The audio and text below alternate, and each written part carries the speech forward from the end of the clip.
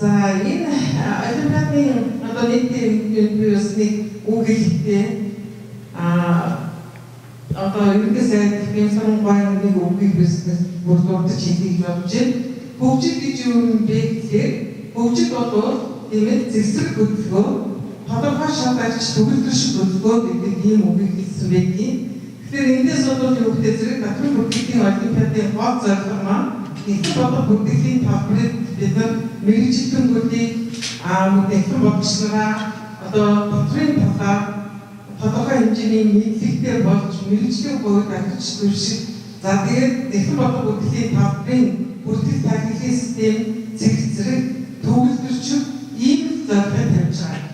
Тийм учраас энэ олимпиадад орж тэргүүн баримталж байгаа хүмүүс маань бол ийм зорилгыг хангахад тодорхой хэмжээний үүрэг үүсгэх нэг өсөндөө та бүхэн төрүүлж одоо бас ажил гаргасан гэсэн цаана нь бол танах бас нэг ийм үүрэг давхар ирж байгаа гэдгийг бас ойлгож ер нь өөрийнхөө мэргэжлийн түвшинд дотрийн бүтээлийг хөгжүүлэх энэ үйлсэд нэгэн бодол бүтээлийг төгөлдржүүлэх үйлсэд та бүхэн маань бол хүч чадлаа одоо сарж ажиллах энэ боломж суур тавьж байгаа гэдгийг ойлгож бас цаашид хэрэгжүүлээрэй гэдгийг хэлэх байна.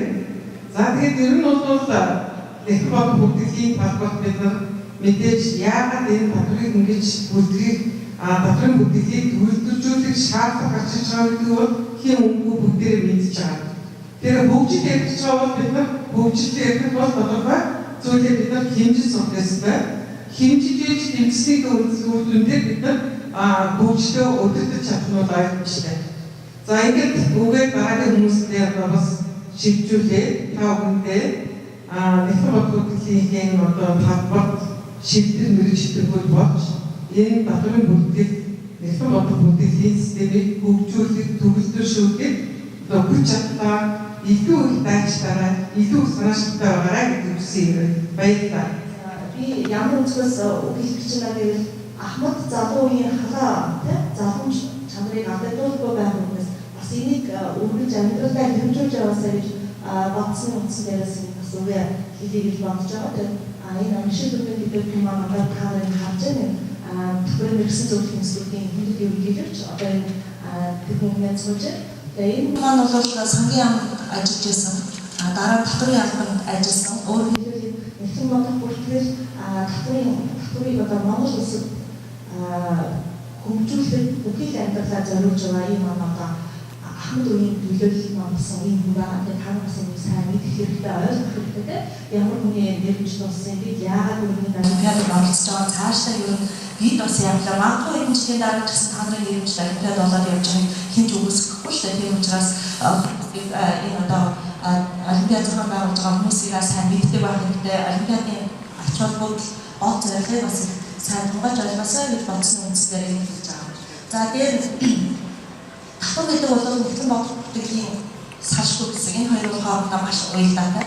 За миний ойлгосоор бол олимпиадад 400 орчим хүн бүртгүүлээд үндсэндээ бол 20 оролцогч дараагийн хоёр туршилтын чалгаар ингээд та нарын заасан хийж байгаа хүмүүс маань амжилт үзүүлээд шагналаа авахаас болж байгаа юм байна. За энэ дотор бол оюутны төлөөлөл байгаа байна. Мөн ажил эрхэлж байгаа хүмүүс байгаа байна. Тэгэхээр хинтнийхэн байна. Оюутнуудын хувьд ажил эрхэлж байгаа хүмүүсийн нэгдүгээр бол бүртгэлийн мэдлэгийг илүү одоо сайжруулсан ба хоёрдугаар татварын талаар ойлгох тэр татвартай холбоотой бүхий мэдлэгээ улам үнэлгээруулсэн байхаа гэж найдаж байгаа.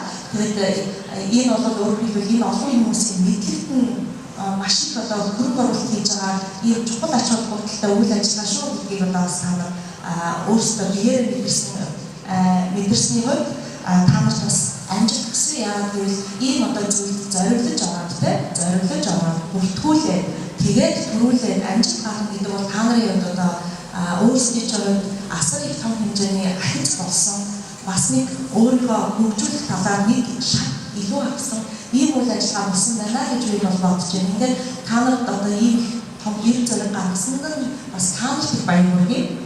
За тэгээд би угаа иймэр төсөж байгаа удахгүй санхүүжлийн баяр болох гэж бидний одоо бүсэн үлдээдэг ганц баярыг болох гэж энэ бол дандаа санхүүгийн сектор болсон. Ингээд олимпиадын үйл ажиллагаанд ажилдаа оролцсон та нарт ирээдүйн ажилтны амжилт хүсье. Улам илүү сайн мэдлэгээ амьдралдаа багцгаарай. улсын төсвийн орлогыг бүрдүүлэхэд татвар бол хамгийн чухал нөлөөтэй та нар мэдж байгаа юм байна. Тэгэхээр татварын үнэн зөв тооцоол бол эхлэн бүтээлээс эхлэн ажилдаа үнэн шударга хандаарай, санхүүгийн нэг тайлан гаргадаг байгаарай. За тэгээд татврынхаа хуулийг ягчлсан биелүүлээрэй. Бас дээр ёс зүйтэй ажиллаарай. Тэгээд та нар ажилтнаа амжилтгасаа удахгүй болгож байгаа санхүүжилтийн баярлалаас авах мэндийг дэвшүүлжээ. За баярлалаа. Энэ удаагийн олимпиад маань Мишель дараагийн нэмэлт болж байгаа бол маш их баяртай байгаа. Энэ хүн бол миний өмнө сургалтын төвийн дараа байсан хүн. Энэ хүний ажлыг дараа би ингэж хүлээж аваа залгамжлаад ингээ явж байгаа хүн байгаа. Манай татврын албад маш олон жил ажилласан, татврын албыг үүсгэн байгуулахаас ахуулаад ажилласан юм байгаа. За ерөнхийдөө та Мишель гэдэг хүн ямар учиртай, ямар хүн юм гэдгийг бол одоо маш сайн ойлгож байсан багтай.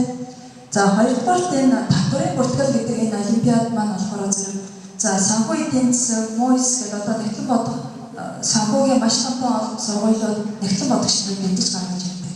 Эдгээр хүмүүс маань Нэгтлэн бодох бүртгэлийн олон улсын стандарт, үндсээс нь ахуулаад стандартуудад санхүүгийн тайланд яаж гаргах вэ гэдэг бүх шат дарааллуудаа мэдээд аюул төгс эзэмшиж гарч ирдэг мөртлөө татврынхаа тайланд ногдуулах процесс үйл ажиллагаанд бас алдаа гаргаад байдаг.